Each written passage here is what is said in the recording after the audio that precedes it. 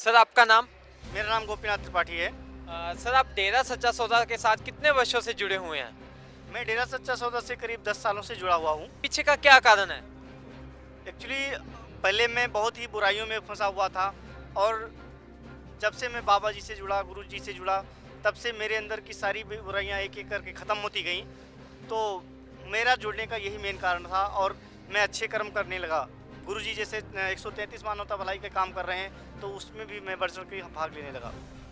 डेरा सच्चा सौदा में हमारे यहाँ लाखों करोड़ों की संख्या में बहनें हैं, माताएं हैं और वो भी अगर कहीं ना कहीं कुछ प्रॉब्लम थी तो वो यहाँ पे आकर के बहुत अच्छी तरीके से सेवा करती हैं। और यहाँ तक कि गुरुजी ने अभी मानवता भलाई काम में ऐसा चलाया कि जो लोग अपाहिज अपंग होते हैं उनसे भी हमारे यहाँ की लड़कियाँ शादी करके उनका घर बसाती हैं। तो इससे बढ़ करके मैं समझता हूँ समाज के लिए बहुत अच्छा काम कोई और नहीं होगा। सर ने हमें बताया कि डेरा सच्चा सौदा में लड़कियां सेफ है। सर से हम जानेंगे कि मीडिया ने ऐसा दिखाया, इसके पीछे का क्या कारण है?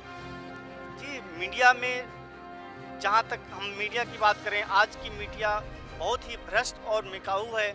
मीडिया किसी तरीके से अच्छे कामों में जब साथ नहीं देती है तो उसको कुछ पता ही नहीं है सच्ची चीज़ क्या है। हमारे 133 मानवता भलाई के काम चल रहे हैं, मीडिया ने आज तक कभी एक मानवता भलाई के कामों को नहीं दिखाया।